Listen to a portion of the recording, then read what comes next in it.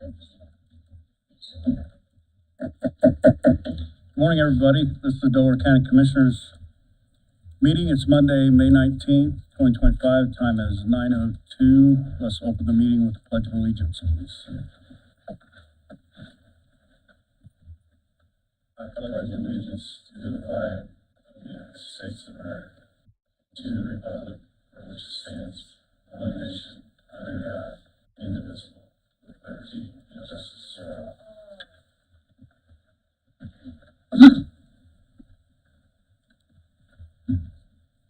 Thank you. Ed, could you call the roll, please? Commissioner Reagan. Present.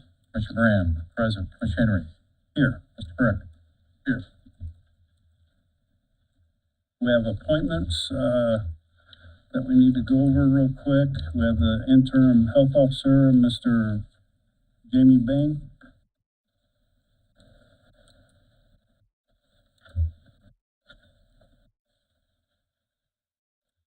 Good morning, Commissioners. Jamie Bain, Health Department Administrator, here representing Dr. John Peterson, who was recently appointed as our interim health officer.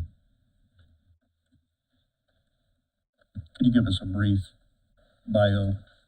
Dr. Peterson served on our health board for over 32 years, I believe. A graduate of Iowa School of Medicine, practices family medicine here in Muncie.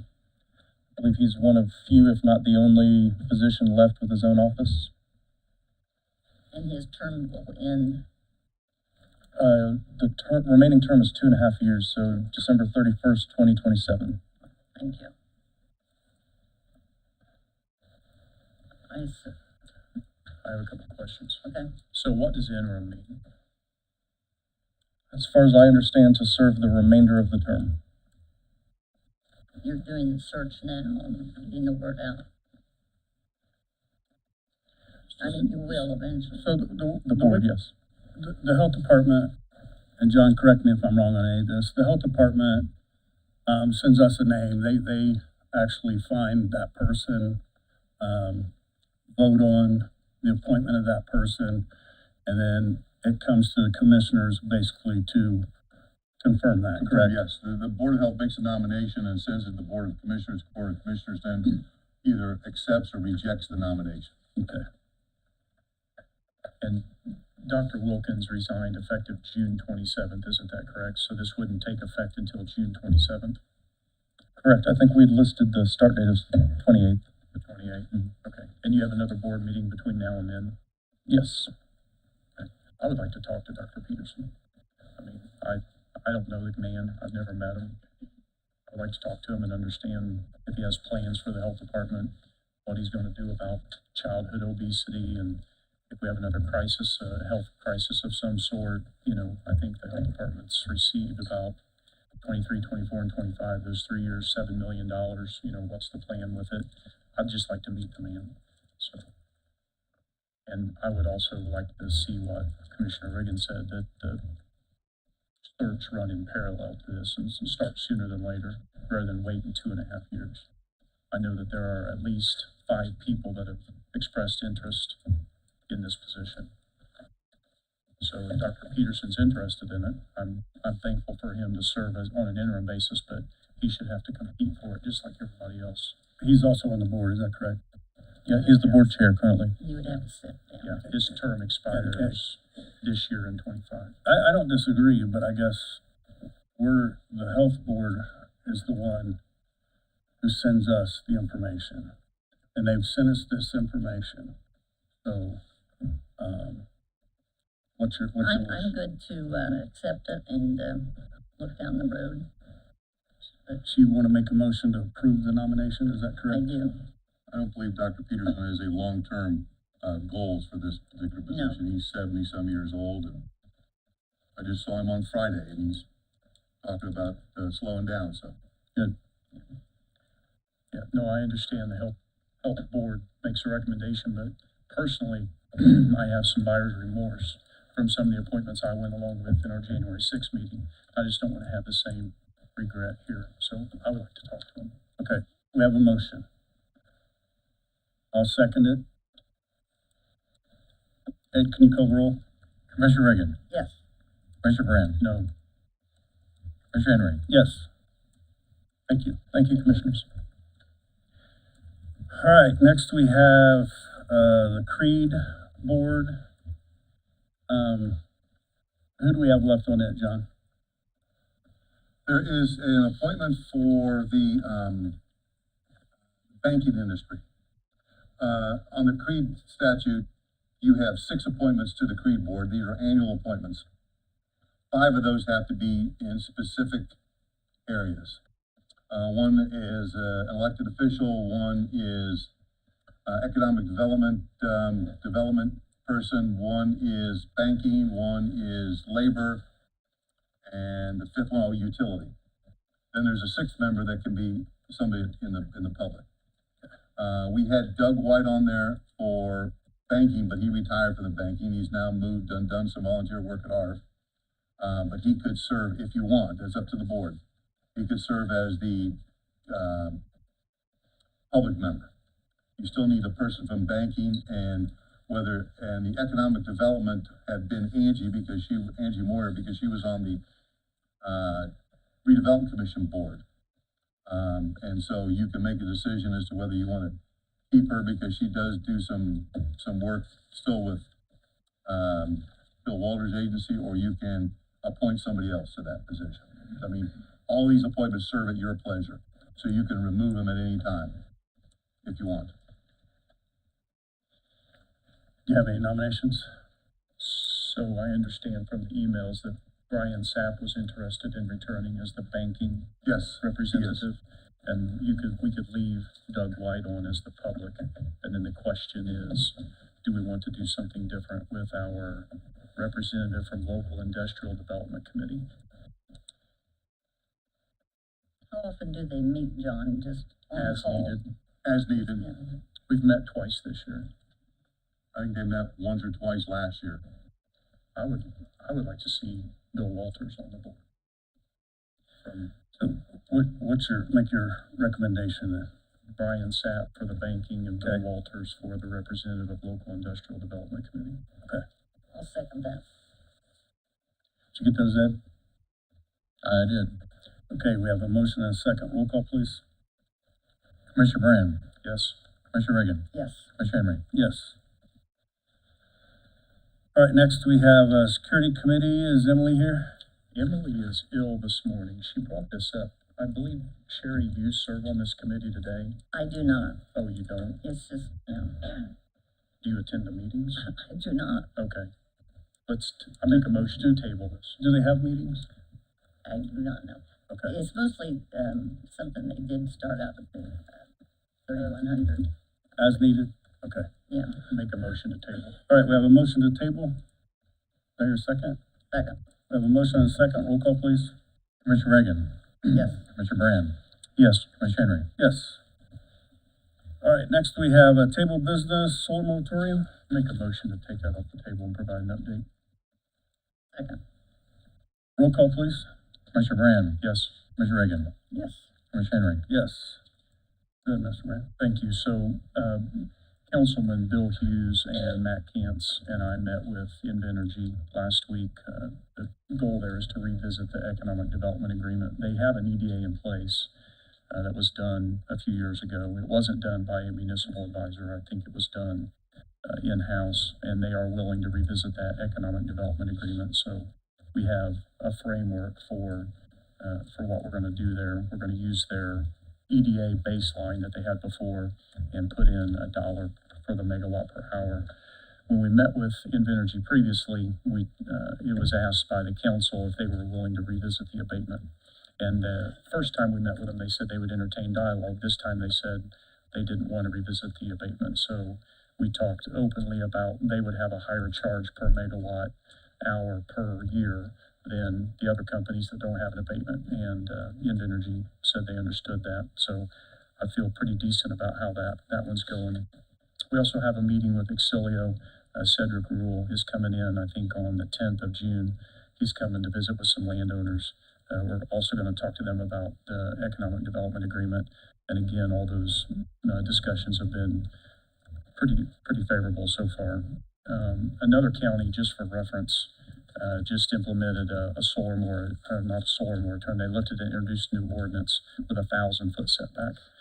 And that just says that they don't want solar in their county, period. So, while I was talking with Invenergy and Exilio, National Grid Renewables, we have a meeting with them, I believe tomorrow. They still all say they have buildable projects with a 500-foot setback. We have a couple of new companies that have been reaching out, trying to understand what's left over from the 5,000-acre cap. Doral is one of those. I think that's one of the largest renewable energy companies in the world, has been fishing around. And another one very interesting called Holocene Energy, I think Clean Energy, Holocene Clean Energy. They're interested in brownfields, which is fantastic. So they talked a little bit about the Racer Trust area, the old Chevrolet Muncie on 8th Street. We talked about Board Warner out west, that site. We talked about the old King Forge, what used to be Broderick's. Talked about that one and a couple of others. Asked them, how small of a site's too small for you? And they said we would do, 10 to 20 acres up to 500 acres. And these small brownfield sites didn't scare them off any. So I think that's pretty encouraging. Also been reviewing the prime farmland, the prime farm ground language, as it relates to the soil types and the flood maps. Still, there are 2 of the projects that are not affected at all, but there are 2 projects that are affected greatly by the flood maps, and that is their limiting factor on where they can place panels is the flood maps, not the setbacks, not anything else in the ordinance. It's the flood maps that's restricting their ability to place solar panels. And then I think finally, Mr. Brook sent a clean copy of the ordinance to the commissioners late last week. So the ball's in our court to take a look at that. If we agree with it, it would then be handed off to the planning commission, at which time they could post it to the public and set a date for the public hearing. That concludes my update. Glad to hear the brownfields are going to be used. Sure. Everybody's been asking. All right, I'll make a motion, put it back on the table. Table, please. Second, Roll call, please. Commissioner Reagan, yes. Commissioner Brand, Yes. Commissioner Henry. Yes. IU Health Masters Agreement, I believe we're gonna keep that on the table. And the 1315 East Main Street issue, we ran into a problem, getting that published in the paper, so we will work on that next meeting. I would We've sent recommend the that. notice off for the next, I think it's June 2nd Okay. is the next meeting, so that will be the public hearing date. All right, perfect, thank you. So we'll keep that one on the table. We have approval of the minutes, Commissioner meeting, May 5th, 2025. I have a couple of corrections real quick. Sorry, if I catch up here.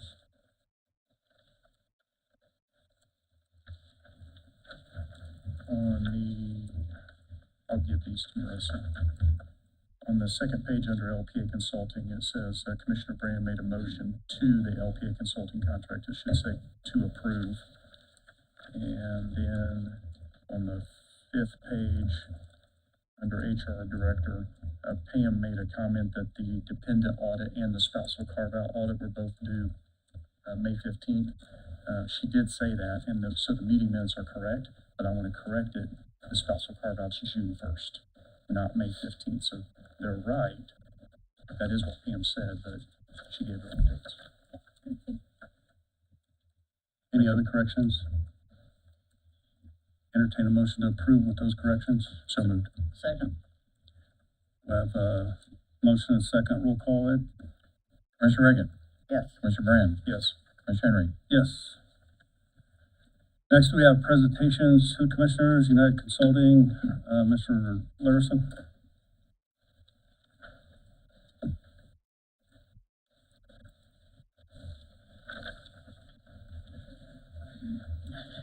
Sure. Come on, Marcus. Morning, Commissioners. Jeff Larison, United Consulting Engineers out of Indianapolis. Marcus Cahagan is distributing the bridge inventory report to you in the summary sheet.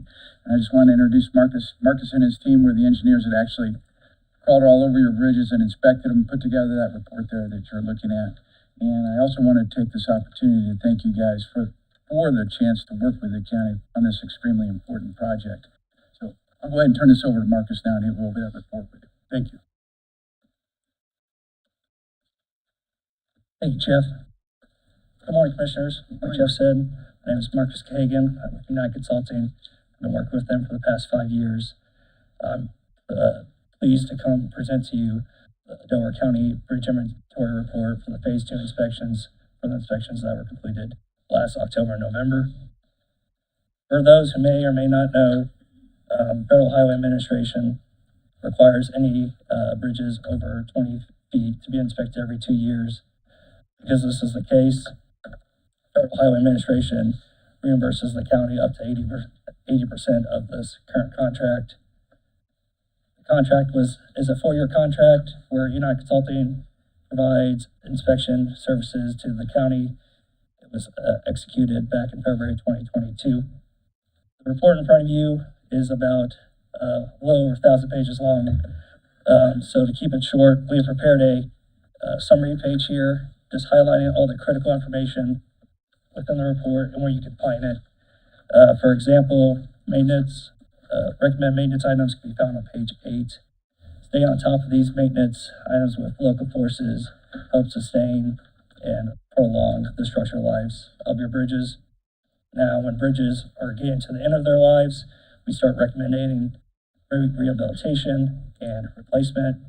Those bridges can be found on page 5 and 6 of the report. I've listed a top 5 candidates for replacement and rehabilitation on the flyer. I do want to note that of these 10 bridges, 8 are currently in construction or plan to be rehabilitated or replaced within the next 5 years. That's awesome news. On the back side of the flyer, we have a state comparison where we take state average across all counties in Indiana and compare them to Delaware County.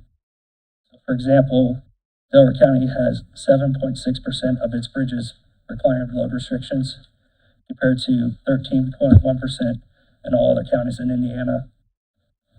Delaware County also has 3.6% of its bridges requiring an increased frequency, which is lower than the state average of 6.1%. Over the past couple of years, Delaware County has improved these statistics by securing funding through the MPOs and federal aid to produce and make successful projects. Just for another stat on how well Delaware County is doing, over the past 10 years, they have replaced 14 bridges and rehabilitated 4. Those are some really outstanding numbers. My contact information is located at the bottom of the flyer. Feel free to give me a call or email if you have any questions. I think we might have a few minutes for questions now if you want to ask anything regarding your bridges. Does anybody have any questions? Well, I appreciate the report, and 22 bridges is quite a lot of money. Mm-hmm. And my major concern is that I really do not see a lot of maintenance that we could be doing now. And I know we have limited employees, but the maintenance, I think we need to step up. And Jeff, you want to share with us some of the suggestions that you said that we could be doing?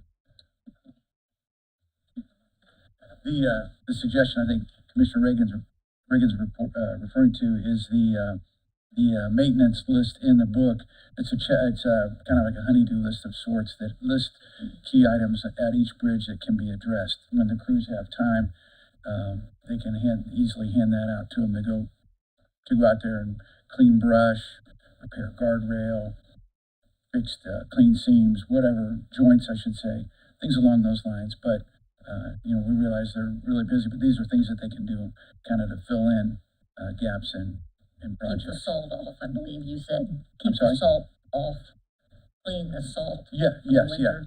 yeah. Things Spray the like decks, that. yeah, things like that. I know it's tough to find the money, but if it would prevent, we need to do something. Our bridge inventory is currently out for RFP, or do you guys intend to respond to that RFP? Yes, we do. Yeah. Mark was getting ready to say this, probably don't want to steal his thunder, but there are flash drives in the books that actually make navigating that thing a lot easier. There's an interactive PDF report in there that you can, with a couple clicks, find a bridge real fast. If somebody asks you about a bridge in the county, all you need to know basically is the township that it's in, and you can get there in about 2 or 3 clicks and pull up all the information on that bridge, including photos, to give you a real quick idea of what may be going on out there. And also part of our responsibility in the agreement, and we've done this throughout the last 4 years, is that if an issue does arise and the engineering department or the highway department has a question about a structure, they just give us a call and we're out there right away to take a look at. And that's just part of the contract, but one of the things we want to do is respond quickly when issues do come up.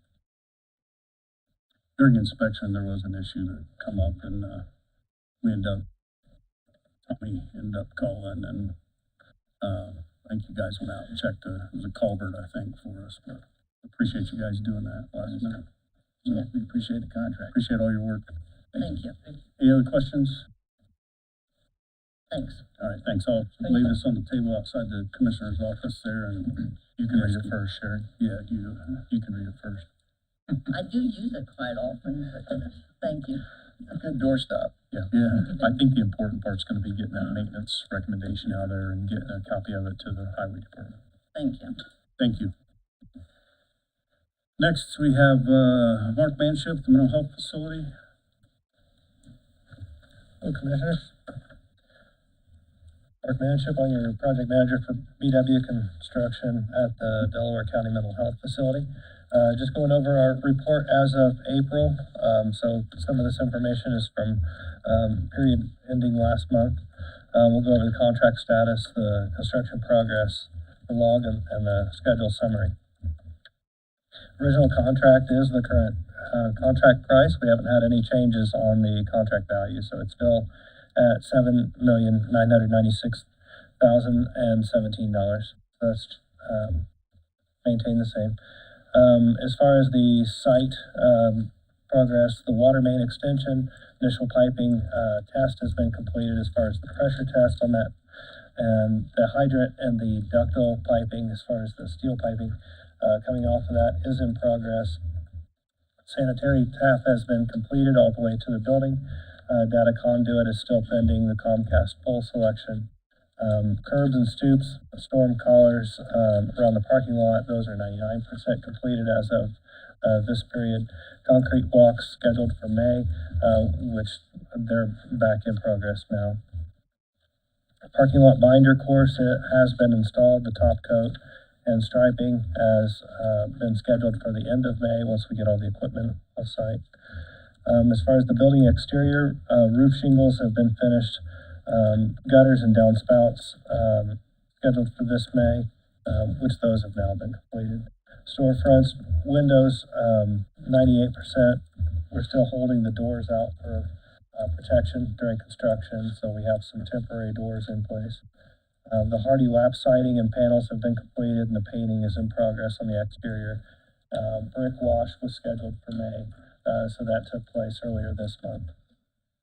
As far as the building interior goes, drywall finish is in progress. On the south side, we broke it up in 2 sections between north and south so that we could get one section finished, get it inspected, and then carry on for the second. So drywall finish was taking place on the south side of the building. Painting was in progress on the north side. Prime coat completed. Door frame installation was in progress as of that period. Flooring scheduled for May, which it's already started. Plumbing rough in progress. Plumbing equipment and risers. That's your concrete pads and some of those equipment rooms for the conditioners, softeners, and heaters. Electrical rough-in finish is in progress. Electrical panels, low voltage security access cabling, some of that low voltage stuff getting pulled different places. Permanent power service installation in May, and we did finally get our permanent power installed and energized last week. So we do have our permanent power. HVAC rough-in progress, duct installation, air handlers received, and the installation scheduled for May, which we have those pads poured now. And we have the duct being prepped now, so anytime we can set those air handlers. Fire protection roof completed, final testing after water connections. Temporary heating system installed and active. We actually just pulled that temporary heating system out. We're finished with it for the season. We don't anticipate any more cold temperatures. Now we're talking more about humidity, and we should have the permanent air handlers up before we need those. But furniture and loose equipment has been sourced and scheduled. I have some different updated photos, and if you've been by the site, there's been a bit of progress since these photos have been taken as far as grading, getting prepped on some of the exterior work, finishing the siding, finish painting and getting ready for the stone beds around the outside of the building, as well as some of the progress inside. Ceiling grids have been installed. We haven't installed the pads yet for the ceiling grids. We'll wait until we get our inspection and make sure the design team also gets a chance to see that. That's scheduled for next week. Next will be critical issues. There haven't been any additional critical issues, just the initial one with the permitting delay, which we took care of that with the no cost change order, which has been approved, and thank you for getting a signed copy to us. We were able to get that in our executed files. So that did push back our completion date to overall project completion, July 3rd, official turnover. That's all the documents and everything turned over by August 18th this year. So we're holding on to those. And the milestone dates are the same as they were last month, with that updated information. Any questions? Comcast, are you guys all square now? I believe we are. Okay. We're going to continue working with Matt now that we've had an agreement in place and try to get the actual install dates and the final routing. We can find the pole and finish those rough in for the data cable. Okay, thank you. Thank you. Thank you. Any other questions? Thank you, Mark. Next, we have the Imagine 360 service agreement. Is Pam in here? That's got tied up. I'll talk to it. So Commissioner Henry, what you have in front of you are two separate agreements. One is called Amendment Number 1. I think it's important to note that this is dated January 1st of this year. So this was not done this year. It also was not done last year. You'll hear in a few minutes from McGriff about how this was surfaced, but this resulted in a rebate. We were basically being overcharged by 2% of billed charges. So we just received a rebate of $180,290.82, and that was for the time period of all of last year through April 18th of this year, which means we budgeted that this year. So we'll see a cost avoidance from April 19th through December 31st, probably somewhere around another $90,000 to $120,000 that we will not spend out of our budget.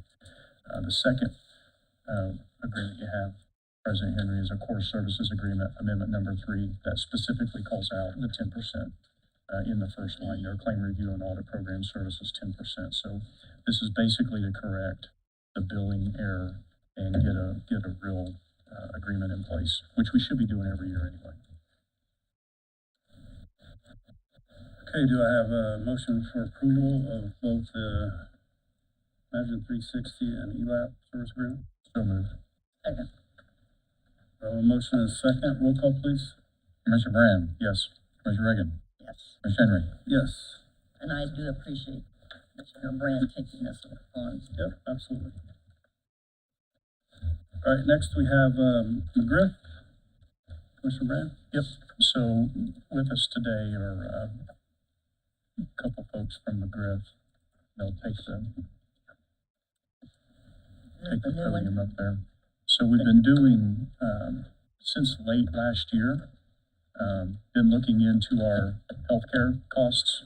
So 74% of the county's budget is built up in personnel and benefits. And we hadn't done a dependent audit at the county. That came up in our meetings with Apex. And then we started diving into the fees and charges, found out that a lot of Apex's fees were buried in charges. like physician fees and facility fees and things like that. So we started looking to quote these things competitively, and McGriff is here to present their findings today. Thank you, Commissioners. My name is Pierre Fox. I'm Executive Vice President of McGriff Employee Benefits, along with Doug Heath here. We obtained some information, basically the contracts from your current health plan with Imagine 360. And just to explain what happens when one of your employees has a claim, the unique program that you're on is that claim comes into the third-party administrator, and it's a billed charge. A facility just sends them the billed charge, and then that claim is reprocessed based off of what Medicare allows. It's usually 140% up to 200% of what Medicare allows for that procedure. Well, in reading your contract, we determined, and this is under the let's see, tab, Imagine 360 tab, page 35 of 46 of your old contract. You see highlighted right there. As soon as we read that, we kind of knew what it meant.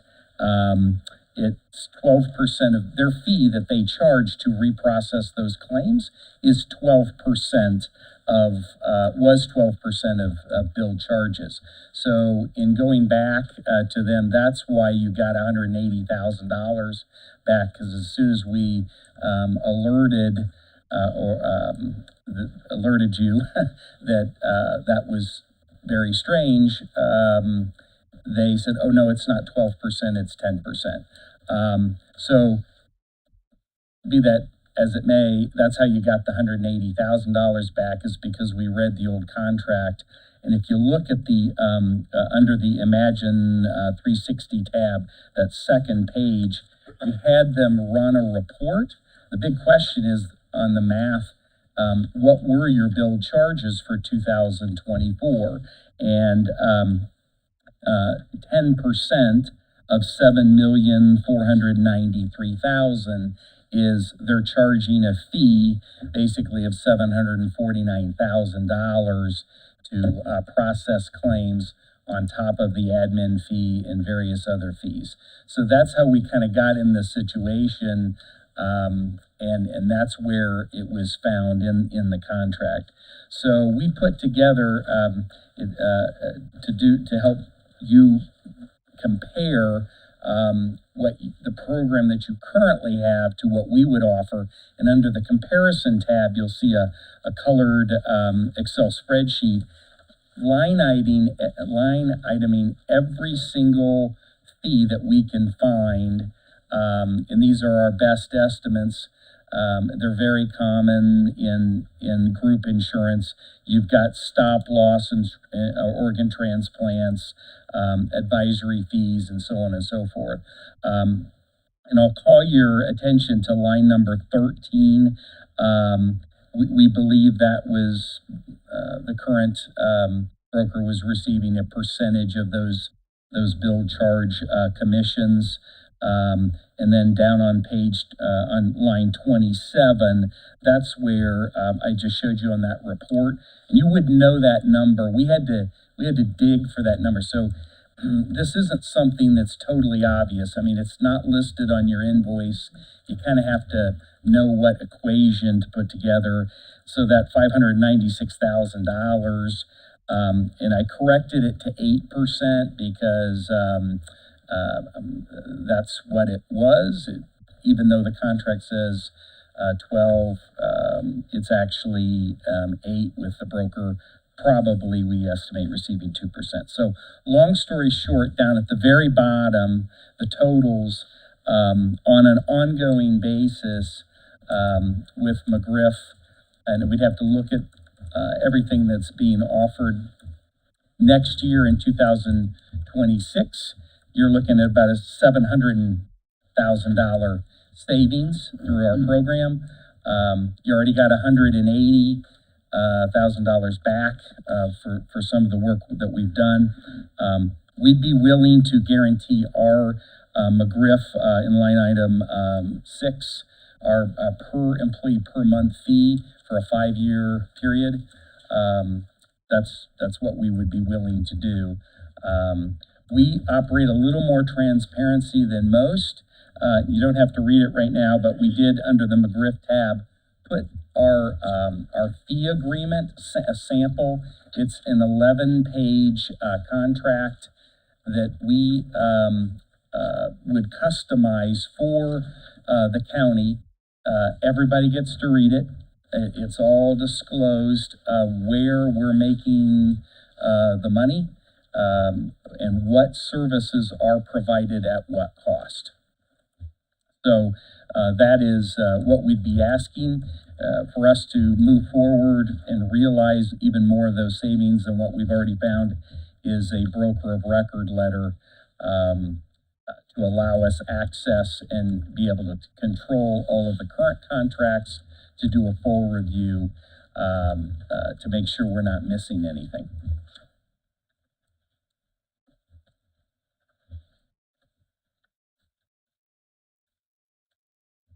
Anybody have any questions? No questions. I've spent about 5 months on this. I've worked with McGriff and several others, including Apex. And in the first meetings we had late last year with Apex, I asked them to share ideas for cost reductions, and they didn't share them. So I started digging, started asking questions, and their response, was sort of to minimize my concern by saying it wasn't that much money. They never did offer any ideas for cost reductions. Out of the 4 companies that I've been working with over the last 5 months, this is by far the best proposal, including Apex, that we have today. And just to be clear, we're looking today to sign an agent of record letter so that McGriff can have access to Imagine 360, One America, HVAC, Steel Benefit Services, Delta Dental, Tokyo Marine, and BMI Audit, so that they can validate what they put on the second tab there, on the comparison tab that's in the colored chart. But it's a significant savings. I believe when I first looked at our costs with PAM and Apex, I predicted like a $500,000 potential savings. And this looks like it could be more than that, but in order to verify it, they would need access, our providers. I would recommend first that it go to the insurance committee with a presentation from McGriff, is what I would recommend. Who's on the insurance committee?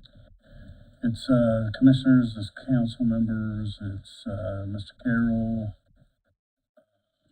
Mr. Spangler, yeah. HR, John usually sets in on those. And there's also, from EMS, Yeah, and, I think 911 sends somebody, maybe. as well as the courts send somebody, all the people that are involved in the different offices. When's our sign-up date that takes effect? So January 1 is your contract date. However, a couple things that we've uncovered is your enrollment is usually in December, which is actually very late. We want to shoot towards an October date, or maybe early November at the latest. That's just to give employees and the vendors time to evaluate the employees time to evaluate their plan options. So in order to do it and to get that, you need firm numbers that has to be approved. There's quoting that takes place. And in order to quote, in order to get firm numbers for 2026, we've already got most of them for 2026, but there's things that you're going to want to change, certainly in the contract. That information, that needs to be done this summer. So now is really a important time, because it takes it takes some time to get the right numbers to the county, to the right people. So this insurance committee meeting, you want to set a meeting to go over this? Mhm. Okay. Do you want these numbers verified and validated before that meeting? Because right now, these are pretty good guesses, but they're hypothetical. They're pretty good guesses. I think we go with this and a presentation from them in that meeting. So we'll invite them to the Yep, meeting. I yep. gotcha. And, just have everybody look at it, ask questions that they have, and if we wanna move forward from that, then I would suggest we move forward from there. Okay. My recommendation. That's your motion. I can't make a motion. We would need to table this with the understanding that we're gonna set an insurance committee meeting sooner than later. I move we table. Second. A motion to table this and set an insurance committee meeting in a second. Roll call, Ed? Commissioner Brand. Yep. Commissioner Reagan. Yes, Commissioner Henry. Yes. Thank you. Thank you. thanks. John, could you work on some dates for an insurance committee meeting, please? Can you send those out? And like I said, you'll have to work around your schedule as well. Okay, next we have, Don Chambers.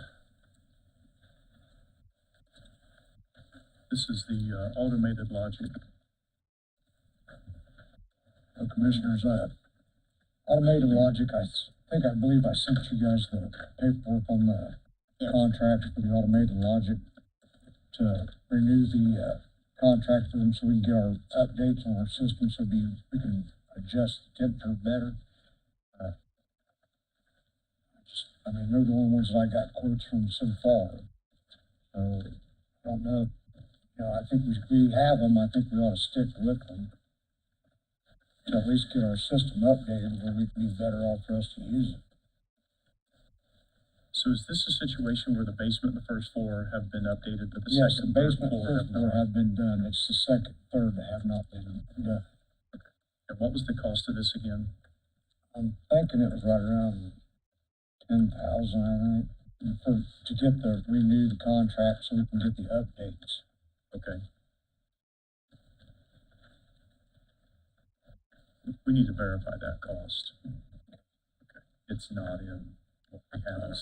It's not in what we have in our packet. And, at some point, we need to decide how much money we want to put into this building.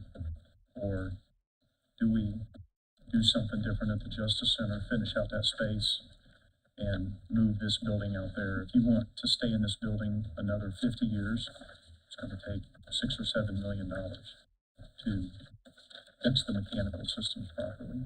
I'm not interested in moving out of the building. You're not? Mm-mm. No. Well, we need to put together a capital plan then to fix this building. We've got to get Pennywise. I'll move the table. Can we get a price? Can we get a price on this? Second. A motion and a second. Roll call, please. Commissioner Reagan. Yes. Commissioner Brand. Yep. Commissioner Henry. Yes. Next, we have Bug Off Pest Pros estimate. Yes, I've got two estimates to do both buildings. One is from Bug Off. It's $450 a month to do both the county building and the Justice Center a month. And then I also have another pest control offer from Hometown Pest Solutions USA. And his is right around $500 a month to do both buildings all together. Currently, we're with P3 Pest Control, We're with P3 at the present time. and they're $300 per building per month. Yes. I just signed those claims. But this is more efficient one, this. It's just that P3, when we, upon further investigation, they've been taking care of the outside of the building, but nothing's been done on the inside for at least a year. So no one's ever seen them inside the building for over a year. What is your recommendation, sir? Oh, my recommendation is to go with the cheaper bid. The guy does good work. They both do good work. I know them both. but, the bottom line is saving money for the county, and I think the bug off pest control would be your better bet. It's $50 cheaper. Make a motion to approve Bug Off Pest Pros. Second. We have a motion to approve Bug Off Pest Pros and a second. Roll call, please. Commissioner Brand, Yes. Commissioner Reagan, Yes. Commissioner Henry. Yes. Thank you. What else do you have for us, sir?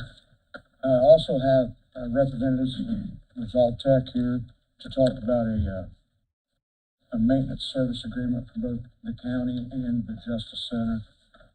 This is Bo and Ronnie Crouch. Absolutely, for sure.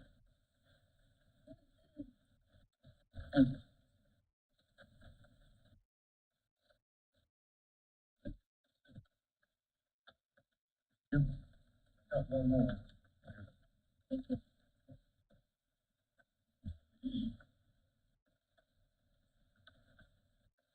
All right, good morning and thank you, commissioners.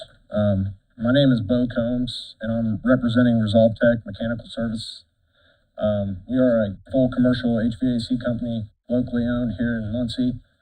I've been working with Don here for the past month and a half, going through buildings, the Justice Center and the courthouse specifically. We spent a lot of time looking at equipment and going over a list of what we think could help the county in regards to maintenance, thorough, comprehensive maintenance on your guys' equipment, HVAC, mechanical. Bottom line, we have a lot of contracts similar to these with county buildings, as in Madison County, Grant County, City of Muncie, City of Anderson. These are all the same contracts that we put together for, buildings like this. Working with Don, there's a lot of things that we feel like we could catch before it becomes a bigger issue, and that's what this contract is. It allows us to stop problems before they happen. A month ago, we had walked a job for Don down in the basement at the Justice Center, and we had noticed simple things that could have been caught in maintenance end up costing the county some money that we could have prevented in a normal maintenance contract. So the commissioners have two separate contracts in front of them, one for the Justice Center and one for the jail. Both have pricing on them. For the courthouse, these are biannual contracts. We would do one maintenance in the spring to get you guys ready for summer, and then we would come back in the winter and take care of all your heating and boiler stuff to get ready for the cold weather. With that being said, the courthouse price is $8,390, which comes out to $16,180 annually. The other one for the Justice Center is $13,340, which comes out to a grand total of $26,680 annually. The county owns a lot of very important equipment, and this stuff does need maintained. And I'm committed to providing the county with monthly reports that go over the progress of our maintenance and our findings and stuff that we could eventually prevent bigger issues from happening. So I want to say thank you to the county for allowing me to present these contracts, and I want to open the floor for any questions that you guys might have. I just had a talk this morning with Don about the 911 center, that if we're gonna do contracts, we need a contract for that as well. Yeah. I don't disagree. We had a situation, I think, over the weekend. Thursday night. Thursday night. Thursday where, night. The cooling system on that was what I would call hammered. I mean, it was totally packed with stuff and not cooling properly. Had we not gotten a hold of it, could have taken it out. I don't know, what's that unit cost, 50 grand? That unit Yeah. itself, that's a $50,000 unit. Yeah. At least. And it, and it was simple. So our guys cleaned the coils. The coils were dirty. And in our contracts, that's something we recommend. We leave it up to the county to decide whether or not that's something they want us to handle, or if that's something the maintenance staff's gonna handle. Don's already agreed that he's gonna handle it. So we're gonna work closely with Don to make sure that that stuff obviously is getting done, because it's important. I agree, we need to add 911, and I'll say this, this building, Justice Center, the 911 building. These buildings are complex enough, and we have enough systems that we have to have a preventive maintenance type agreement in place, and then we need to get towards a predictive maintenance agreement. And I'm familiar with contracts similar to these for other organizations, and these are well in line. Can you provide one for the 911 center also? I can have that to you today. Okay.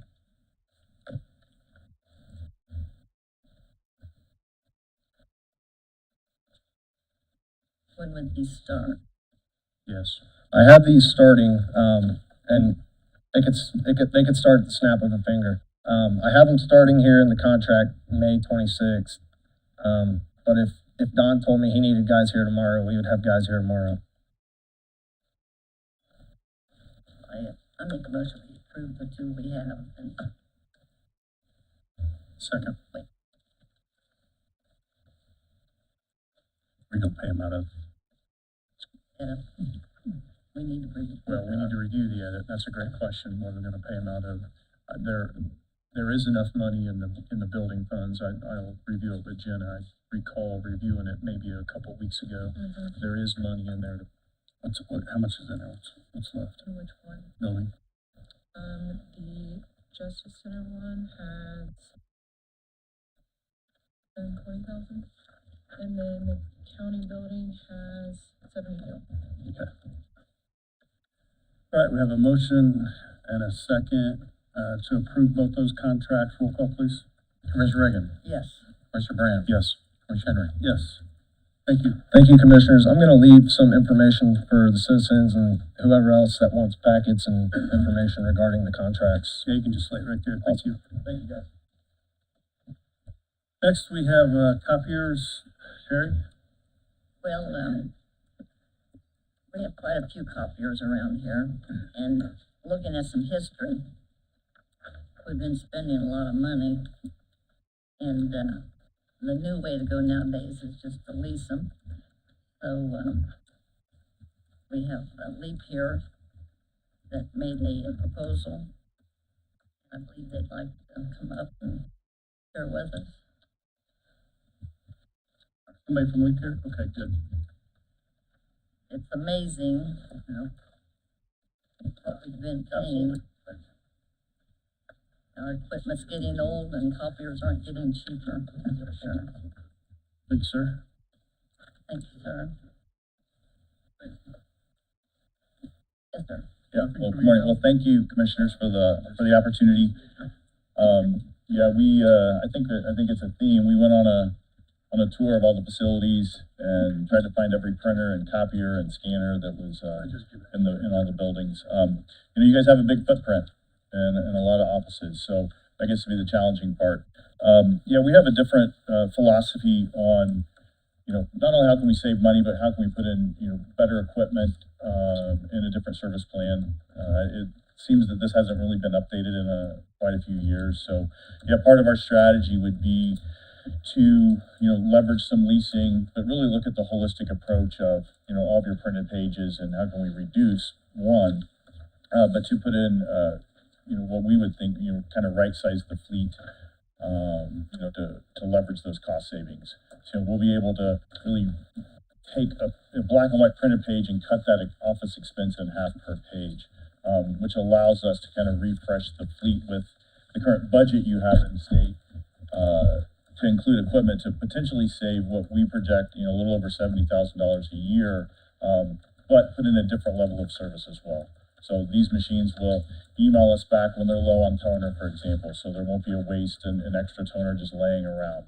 They'll give us equipment notifications on how the devices are doing. Our technicians can pull up on their iPhones and say, oh yeah, there's a jam in this document feeder, so they can make sure they have the right parts available to fix the machines right the first time. I mean, you look at the courts and the sheriff's departments and the clerk's offices, they're busy offices, and the footprints of those buildings are pretty big. So if we can save them time and make sure that the machines are running efficiently, that's kind of what we do. So hopefully that's helpful. There are some recommendations on reducing some offices, and that's Yes. where we're gonna have some trouble, maybe, into the office holders. Yeah, and I can talk about that a little bit. I think part of our plan would make sure that those offices are whole, and part of it might be, realigning where equipment is located. Our strategy would be with this dollar amount that, the county won't have to buy equipment again. This would be a 6-year plan, and we'll put in the equipment. If we do find a department that maybe is pushing back a little bit, we'll pull something out of our fleet and we'll make it right for them. But the grand scheme of things is like, how can we reduce expense? And there's probably some give and take in all the departments, but I think that's something we can work through. And, this budget won't be any higher than that if I have to throw in another machine or two. So. Eye-awakening, really is. I think there's some departments that have bought their own or paid for their copiers. That's correct. I can touch on that a little bit. So what I did in factoring this budget out was to take that into consideration, which all your current fleet, we would trade them in, and then, we would then wholesale those machines out. So I've applied that to the budget to try to make them whole. So, and I have a document I can email you guys with a breakdown of percentages of every department on usage, and then what that correlated budget would be back to each department. Hopefully there'd be some cost savings for each department initially as well. Kind of taking out capital expenditures and just putting it onto operating is kind of what, maybe. I believe that July 1st, you were looking at. Yeah, there would be a rollout plan. I think initially there's some offices that need some attention now. Whether we have the correct machines for them or not, we would just put in gear and make sure that they're whole and they're working. And then have a transition plan. Again, you have a lot of offices and department. We have, 42 people on our team, but this is going to be a pretty big project, and we want to make sure it's coordinated properly with your IT department and then the departments as well. So I would project that, within 30 to 60 days, we could have everything put in place. In the meantime, we would not be, we would kick it off kind of July being that start date of the quarter, but we wouldn't have any expense for the county until we start deploying machines. Suppose we should have a department head meeting or. Yeah, wouldn't hurt. Toner. You guys supply the toner? Yeah, we supply all the toner. I know there's a few departments that, based on the way the contract was, I think, set originally as color pages were included in that amount, which also included color toner cartridges. The way I understand it now, most of the departments, even though they're paying that 6 cents a page, are not, the color toner is not included. So now they're taking that out of their own individual budgets. And I think there's a few folks in here that could probably confirm that for sure. So yeah, it was kind of playing a game of Clue, trying to figure out, what was included and what wasn't. So by comparison today, we buy toner, you supply toner. Yes. Comparison today, our monochrome copies are 1.7 cents to 2 cents. Yes. Under your agreement, it's almost 9/10 of a cent. That's correct. Right? Yeah. And then color today, we pay 6 cents, and under your agreement, we pay 4.9 cents. Yes, and the way we did this was a little bit different too. It's expensive to go out and get meters for all the machines, right? It's the department heads don't like to do it. Nobody likes to do it, and it's just a lot of time. We automate that process, but the thing that we did for the county, which was a little bit different, is we said, hey, let's have a pool of pages of 4.2 million monochrome, and I think it was 600,000 color, spread across really the entire fleet. And then if there's overages at the end of the year, if it's less than 10%, we're not going to send an overage bill. If it is, then we'll maybe reevaluate and say, hey, and maybe there's a big cost reduction where we can get those pages down. And if we can look at things differently, I think it's super helpful. And then we'd have quarterly data for you guys to make better decisions moving forward as well. So today we purchase your proposals, we move to a lease agreement. And under that lease agreement, if there's something wrong with the machine, you guys supply the labor and the parts. 100%. And if the machine can't be fixed, you We're replace the gonna machine. replace it, yeah. So we're gonna guarantee all the equipment for 6 years. So it's not a burden that after 3 years, if this machine's underperforming, we're gonna see that data too. I don't want our technicians out spending a lot of time and throwing in resources and devices that just need to be replaced. We're a Canon dealer. Canon does a fantastic job for us, but it's our job to service and support the machines. Very similar to the other folks that are here. It's our job is to keep the devices running, and we're gonna put our name, behind that to say, hey, it's not your guys' fault if something, only goes 3 or 4 years of the contract. We will support it for full 6, and, you never will have to buy a machine again. So I did a little bit of research. It looks to me like and I'm being conservative, we bought about $20,000 for the toners last year. That's probably accurate, yeah.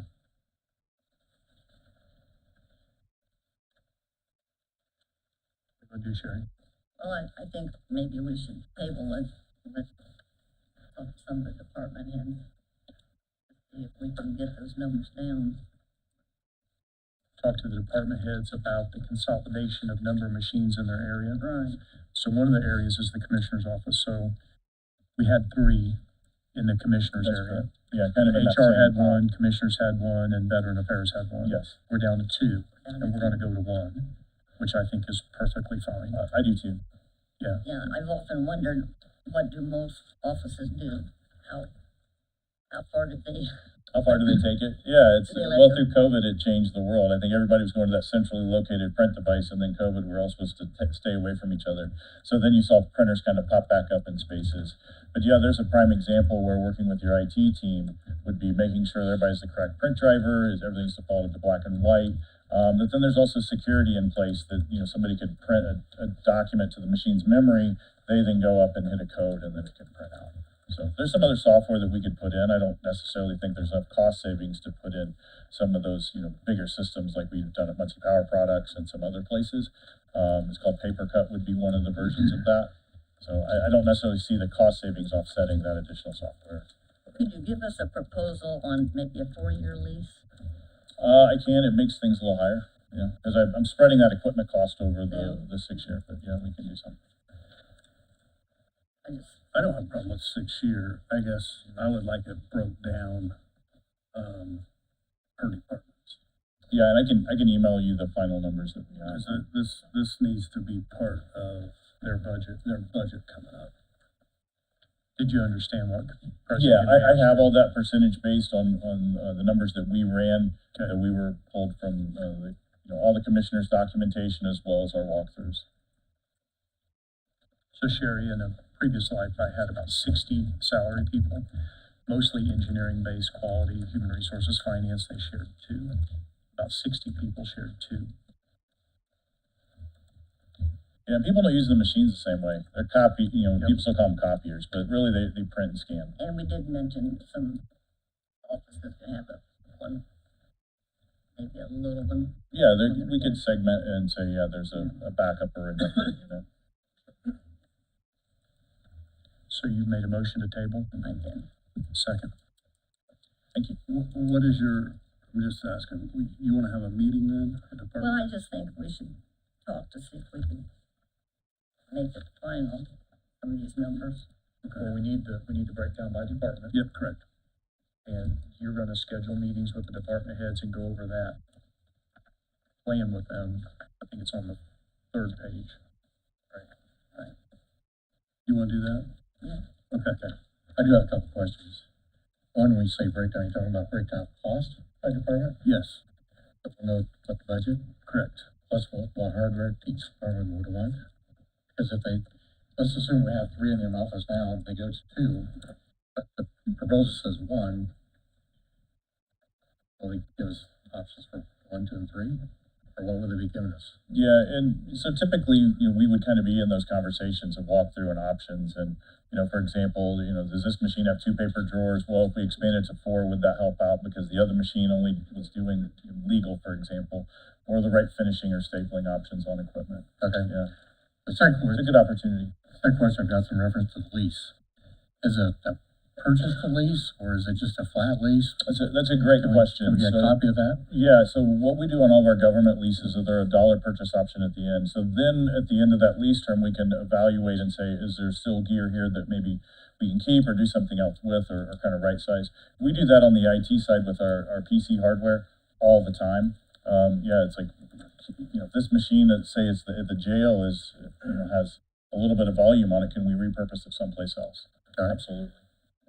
And then there's better trade-in value at the end of this, because at the end of the term, they're the county's machines.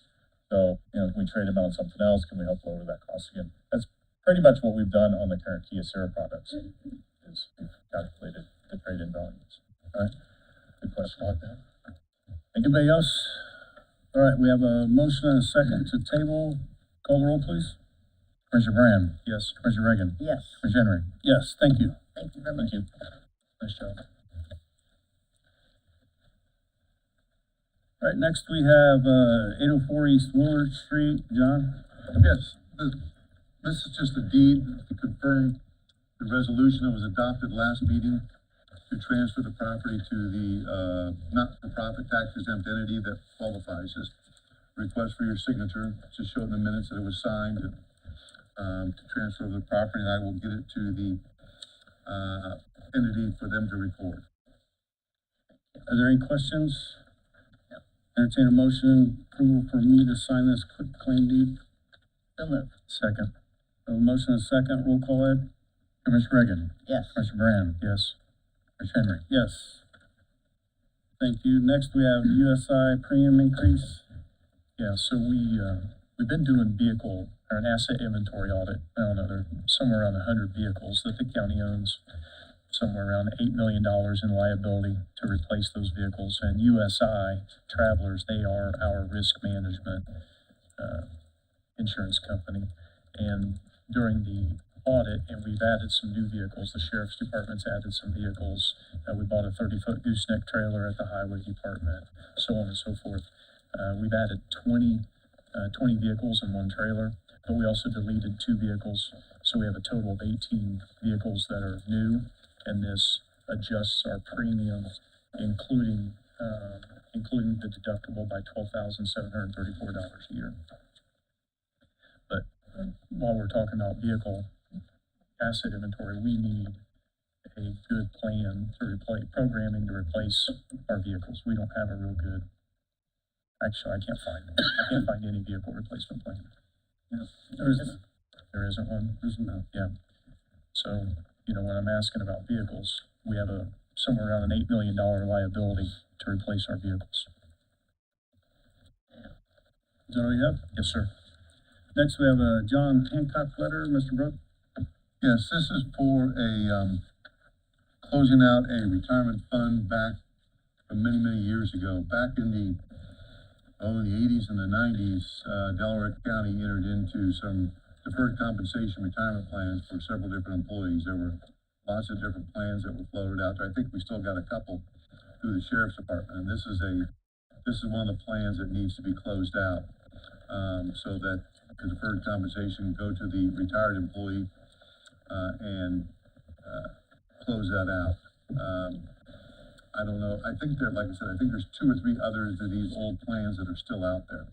A couple of them are active, I know. I know there's one in the sheriff's department that they use as well.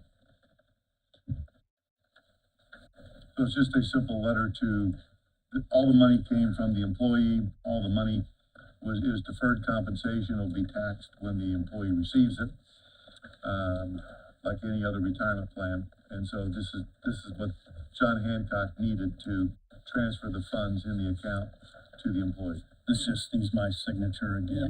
Entertain a motion to approve. So moved. My second. A motion to approve and a second. Roll call, please.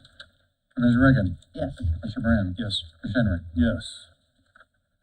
Next we have ordinances for, adoption. An ordinance to amend an ordinance regulating traffic on certain public streets in Delaware County. This is the ordinance that we had the public hearing last time. This is the ordinance for all the stop signs and speed limit signs throughout the county that were identified by the highway department as needing some type of adjustment. so moved. Second. A motion to adopt that ordinance and a second. Roll call, please.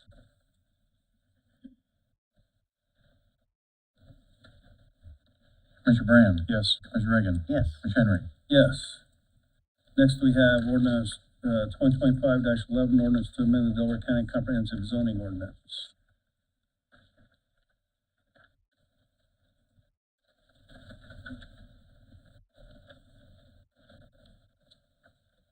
Colleen, are you guys doing this? You have the documents, Kylene. So Kylene Swackhammer, Planning Commission. I don't believe the applicant is here. This is, the applicant is Monty Froelich. Okay. So do you want to get up and speak to? Yeah, I guess. Okay. I do have the file with me if you. heard by our insurance.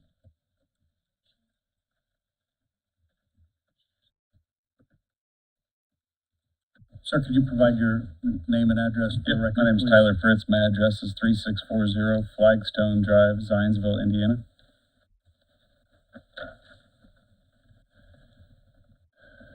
So I'm guessing this one, did this go to the planning commission? It did, Okay. and it was unanimous favorable. Could you describe what the request is? Yeah, please? it was to take, there's two separate residential zonings on this property, R2 and R1, and the seller would like to just make it continuous residential 1 zoning across the whole 75 acres, plus or minus. So it's the 5800 block of South Burlington Drive in Perry Township. Split zone classifications, R1 residential zone, R2 zone, and you're just wanting that R1 zone, correct? Yep. I don't think anybody really knew why it was split zoning in the first place. Who knows? I'll be back in a month with another one for you. So. Yeah, you can see on that map, in the yellow was the R2, and the blue was R1. And he intends to sell this, correct? That's correct. Yep, currently it's listed for sale. Yeah. So he just wants to make it all R1 and sell it. Does anybody have any further questions? Okay. So moved. Second. We have a motion to approve or adopt this ordinance in a second. Roll call, please. Commissioner Reagan, Yes. Commissioner Brand, Yes. Commissioner Henry. Yes. Thank you, sir. All right, thank you guys. All right, we have, department heads or elected officials.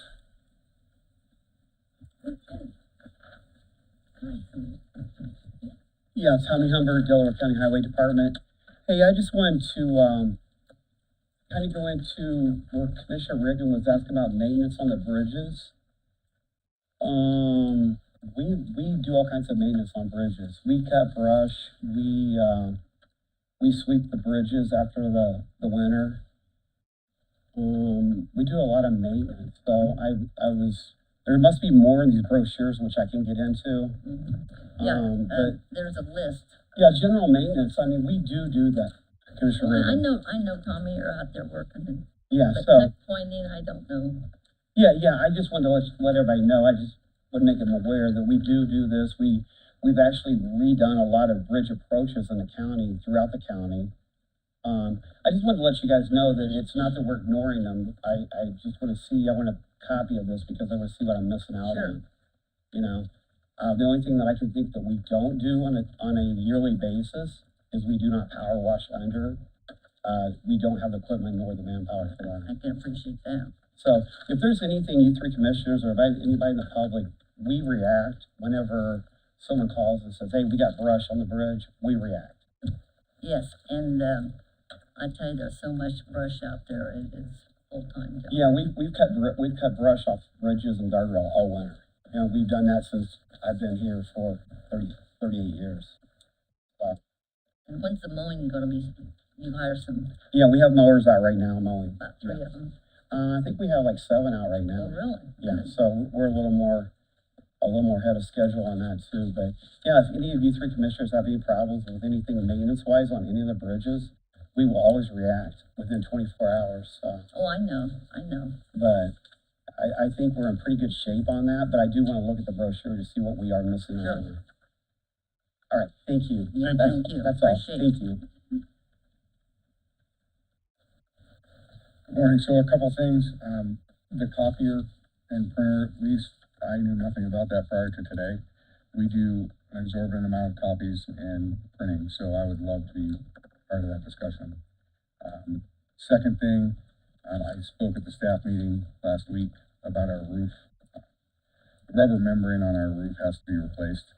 And so in talking to Dawn, I would like, your approval for a not to exceed amount of $10,000. We're still getting bids, but it should not be over that. So that as soon as we get those bids and they're awarded, we can move forward and get the rubber membrane. I mean, we have millions of dollars worth of equipment in there, and I need to get it replaced.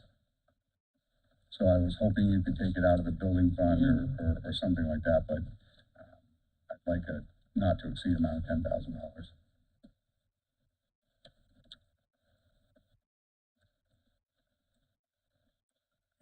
You're getting Don's getting estimates now. He is, and one of them's around 8,000, but it could go up depending on what happens. So I asked him before the meeting what the not to exceed amount should be, and he suggested $10,000, so.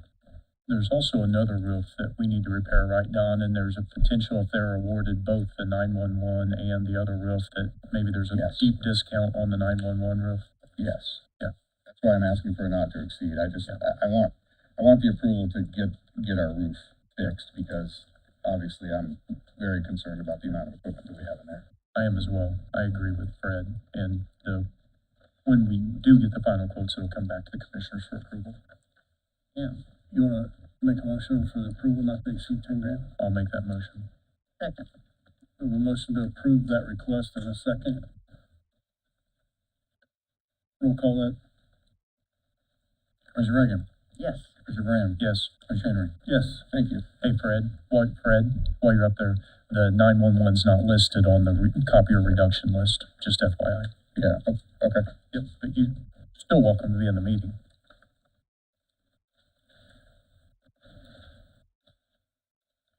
Any other department heads or elected officials? Hey, Don, can you come up and talk about the mowing at the Justice Center? We've had several contracts come in. We had one last night that dropped his bid, which was Golden, which was the cheapest one. It was like $285 mow. The second cheapest now is ABS Services. I think theirs was like $490. $452. $452 a month. A month or a cut? Oh, a cut. And right now, Droopy's doing a great job, but again, we need to think about saving the county money. And I just recommend going with a cheaper bid at this time, the $495. So Commissioner Henry and I discussed making sure these folks were properly bonded or insured at $1 million minimum liability. And ABS has $1 million. Yes. They've supplied their insurance Yes, certificate, they correct? did. So what is your recommendation? ABS? I would say ABS, I mean, just for the fact of the money wise. So we have a recommendation for mowing. What's your pleasure? Make a motion to approve ABS per Don's recommendation. Second, We have a motion to approve a contract with ABS in a second. Roll call, please. Commissioner Brand, Yes. Commissioner Reagan, yes. Commissioner Henry. Yes. Thank you. Thank you, Don. So assuming 27 mows, that'll be about a $11,000 a year savings. Any other department heads or elected officials? Next, we'll go to weekly, monthly, and quarterly reports. It's not on the agenda, but we do have the, I think everyone got a copy of the weights and measures monthly report. Because he's been very busy out there, Yep. Wawa and the new gas station. Do we have any questions? Appreciate it. Appreciate all your work, guys. Next, we have, the payment of claims of, $25,112,889.71.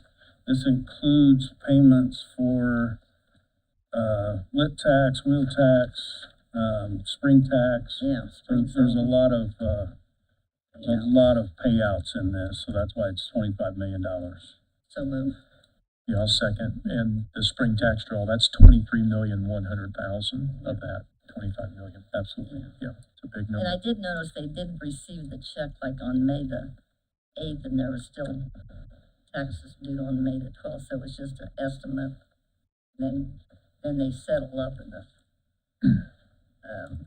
December and get that extra money. Yes, Tanya? Tanya Dunsmore, Chief Deputy Auditor. I just wanted to point out that was advanced draw, not actual settlement. Spring draw. Yeah, it used to be called advance, now they call it draw. Thank you. And I will compliment everybody. The claims are getting better with descriptions. The only thing that was missing descriptions this time were still the credit cards. And I think Yeah, I don't know how we're gonna do that one.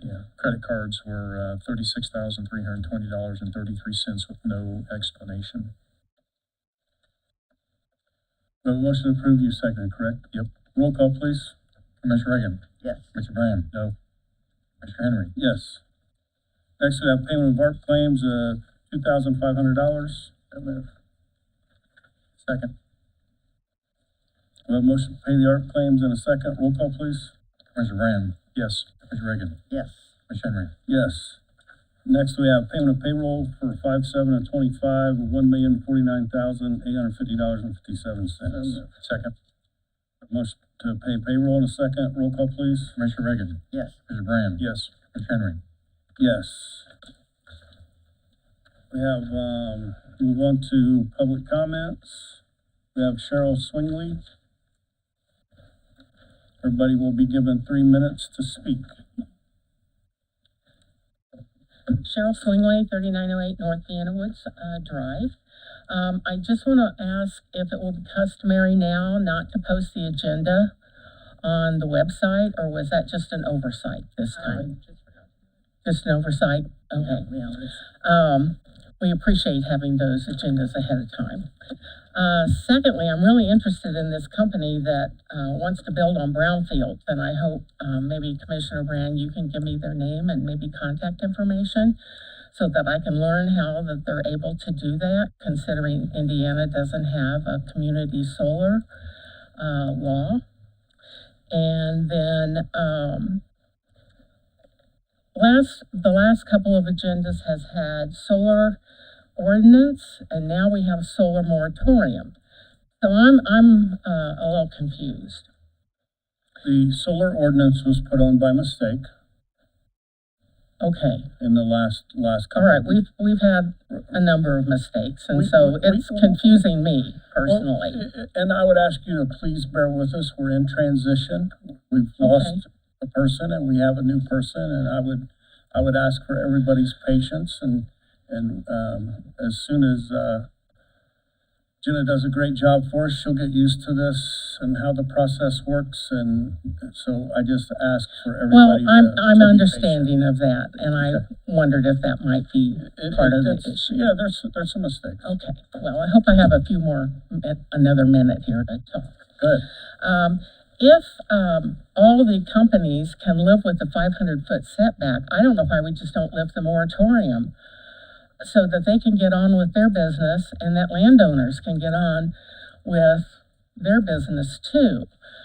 Because things like brownfields or community solar battery storage and residential solar could be handled differently.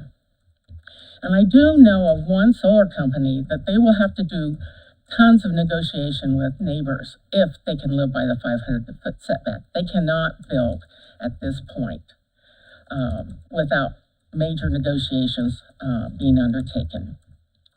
And then finally, I'd just like to make a comment about Dr. Peterson. He's very well known in our community and a respected physician.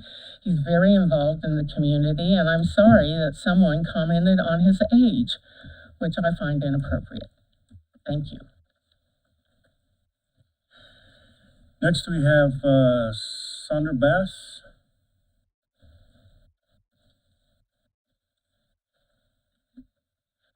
Good morning. Just wanted to follow up. I know 1315 has been tabled, and I'm sorry, I am Sandra Bass, 1311 East Main Street. And we were not able to be here at the last meeting. It was my mistake in believing that we would get the proposals in this week. So that was the reason that my son submitted our proposal. In knowing that it has been posted public hearing for interested parties in 1315, I'm not understanding why. If I could get a clarification on that and how that's going to affect our interest. I believe if we want to give it to a qualified not-for-profit, the commissioners can do so, but to give it to a private citizen, there's a process for that. Isn't that correct? John, you want That's to elaborate? correct. If to sell county-owned property to a private individual, there has to be a public hearing, and there has to be the possibility of taking other bids besides the adjacent landowners. The commissioners had already determined that one of the best uses would be to sell it to the adjacent landowner, but that doesn't necessarily control. But that's what the public hearing is for, and this was discussed at the last meeting. The proposal is due to the commissioners before next meeting, which is June 2nd, I think it is, as to what the adjacent landowners are going to pay for the property. Now, this particular piece of property has two adjacent landowners, so they would have received notice I think the notice would have gone out last week, that the commissioners intend on selling this property to possible adjacent landowners. And so if the Muncie Redevelopment Commission wants to make a proposal, they can make a proposal, but the commissioners are gonna consider all this at a public hearing on June 2nd. And you're saying, both adjacent landowners, which is my daughter and Field, whoever that is, I'm sorry. Yeah, there's an LLC which is on the other side of the property. Since they're both adjacent landowners, they both get notice. And she should have received that notice? She should have, yes. She has not received that Was sent out certified mail. I'll double check with my office, but I know the notice has been published, and I had conversations with Jenna over the last Friday about some questions were called in by either your daughter or somebody else. That would have been me. And I clarified those with Jenna. So I think everybody's informed and aware of what's going on. So had we, and I'm probably out of line for asking this question, but I'll take my chance. No, go ahead, please. Okay. I'll answer your questions.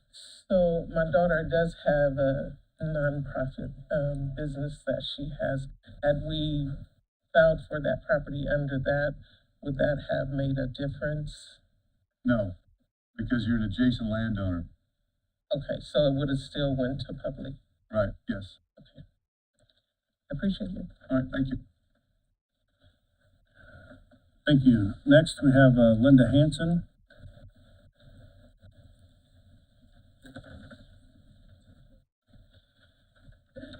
Good morning, Commissioners. Thank you. I'm Linda Hanson with the League of Women Voters in Delaware County. I live at 1400 West North Street.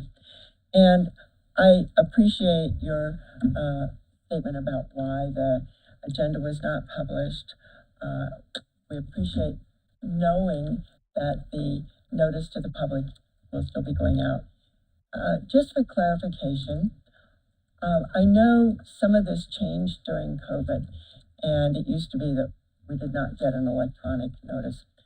So what is the legal obligation for notice to the public about agendas? Done. The legal obligation for notice about regular commission meetings is done at the first of the year and is sent to the media. The list is also posted, I believe, on the county website as to the dates of all the meetings. The dates, but agenda. The agenda is to be prepared and provided at the day of the meeting. That's a legal obligation. There's no legal obligation to have it on before that, but we tried to do that. We tried to get it posted. Thank you. And I appreciate that posting because it does help us prepare. So thank you very much. Okay, we have no other public members have signed up. Commissioner Reagan, do you have a final thought? I'm usually last. I was waiting for you to. Commissioner Brand? I'll go. Yeah. So we're doing an energy audit. American Electric Power is bringing in a company called Clean Energy. We're going to meet with them on May 27th to do an energy audit of this building, also the Justice Center, and then I'd like to get over the 911 building and some other buildings. We recently shut off our capacitance in the basement here, and I expect we'll see a significant reduction in our electric bill as a result of that. Reminder about taking your required trainings. I know the No Before training, I think we had the best response that we've ever had, somewhere around 75%. I think that's because of the awareness, and we're bringing it up. And I've got a saying that says that which gets measured gets improved, and just by simply bringing it up and making people aware, we saw an improvement from like 23% to 75%. That should be 100%. So please look for your No Before training. The housekeeping at the Justice Center, we're working on that. We get a lot of complaints about the lack of sweeping and the lack of cleaning in the microwaves and things like that. So just please bear with us. We're working on that as we speak. Also, there's a public, or really not, I don't know if it's a public meeting, but there's a site meeting, there's a signal improvement activity going on at Cowan Road in the bypass. So south of Muncie there. It's gonna be on the 29th of this month at, 11:30 PM.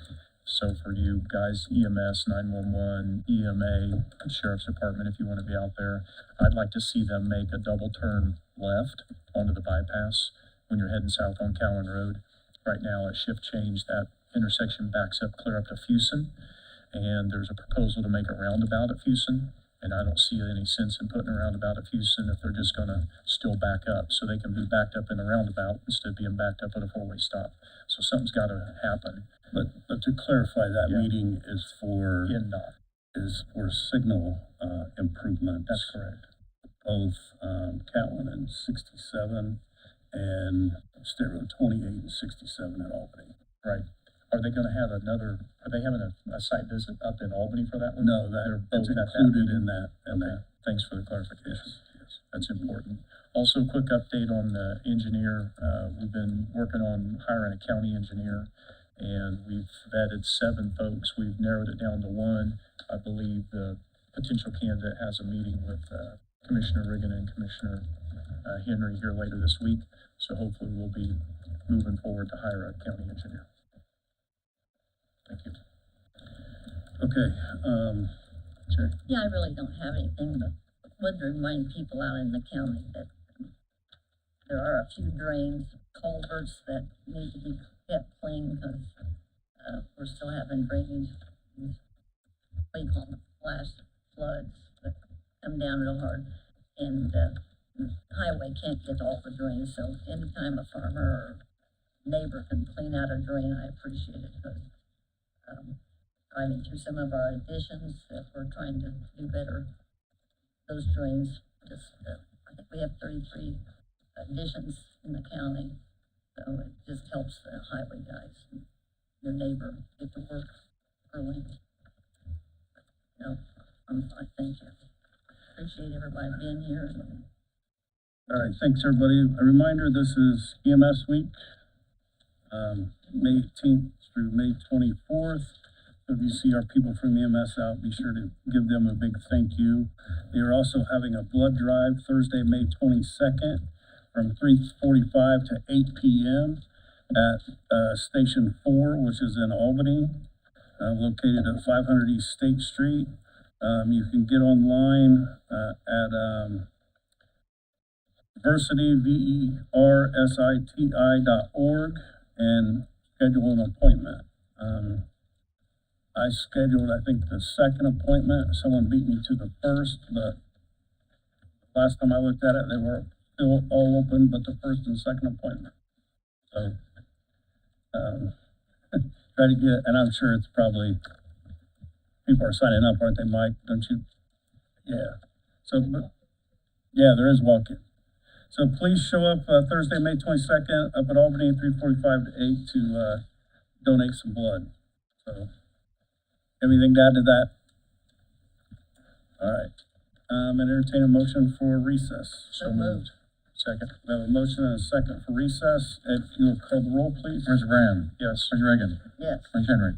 Yes, we're in recess.